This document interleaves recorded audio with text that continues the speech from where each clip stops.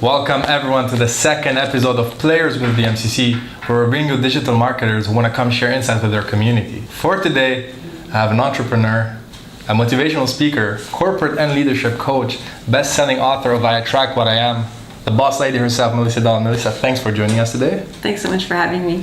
Thank you. Look, I'm really happy you're here. First thing I want to ask you is, as an entrepreneur, you founded CEO of your life. Tell us, how did it all start for you? Oh my goodness, it's a big question. I was really passionate about helping people create the lives they truly want. A lot of us are living lives based on what our parents told us, our teachers told us, our environment, but what do you really want and what makes you happy and how do you bring that forward into the world? So that was the idea behind CEO of Your Life, creating the life that's best for you so that you can shine your brightest light and then you can have a more powerful impact in the world.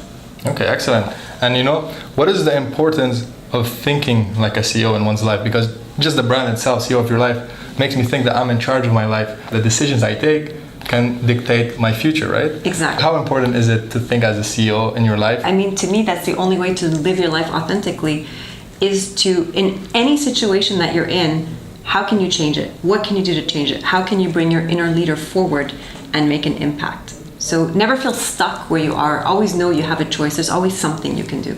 Powerful message. Perfect. I know you're a big preacher of authenticity. Tell us, why authentic content marketing matters more now than it did before? Because people are looking for more and more authentic connections. Let's face it, when we wear masks and we're just putting generic messages out there, whether you're looking for a job or whether you're starting a business, you're not reaching people at the heart. But when you make that connection at the heart, you have a much deeper connection.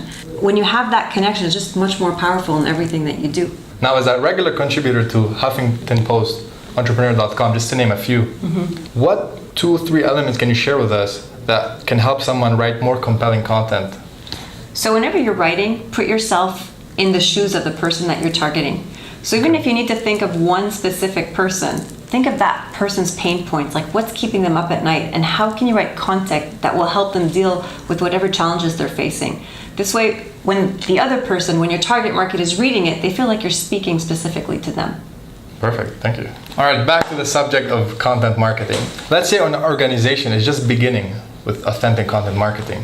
What advice would you give them to begin creating that authentic content marketing?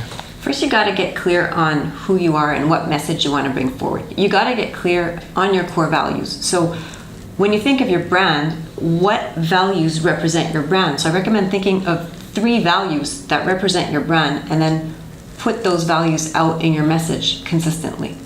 Now, you know, one big challenge of authentic content marketing is consistency. It's easy to get started. You can do it for 1, 2, 3, 6 months, but to keep on doing it on a regular basis, that's tough. Do you have any advice for those freelancers, small businesses, or just people that are starting out but feel, hey, we're lacking some content? I recommend creating a persona sheet or many persona sheets depending on who you're targeting. So think of a typical life, like let's say you're targeting an HR person. What does their typical life look like? What are they stressing about? Or let's say you're targeting a business person. What is that business person stressing about? What's going on in his life? And create a sheet for each persona with their pain points. From each pain point, you can create content and make sure that your values are there as well. So how do you target their pain points and come out in a way that you're reflecting your values as a brand too?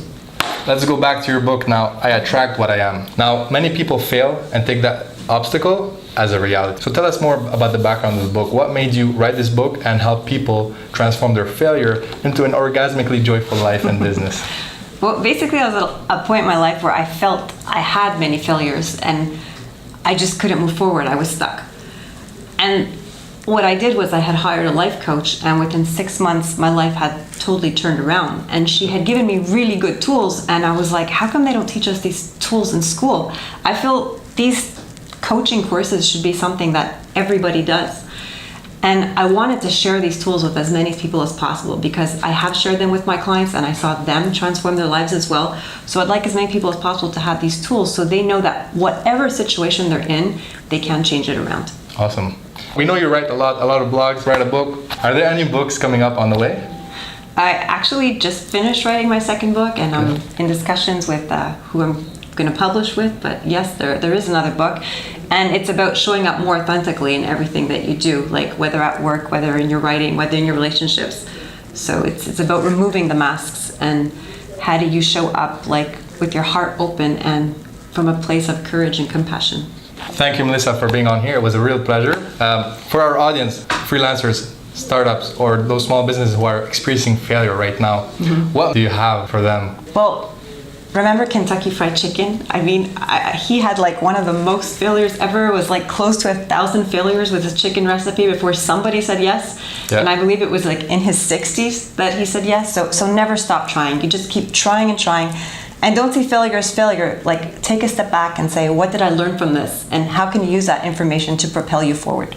You know, and to follow up on this, people who haven't tried or don't want to try because they're scared, that's also considered as a failure, right? Because you're failing to reach your potential. What message do you have for those people? Well, if you don't try, you're always staying in the same place. So if you don't want to stay in the same place, you got to keep trying. There you go, guys. Thanks for watching. Please leave a comment, subscribe to the channel, and we'll see you at our next episode. Thank you.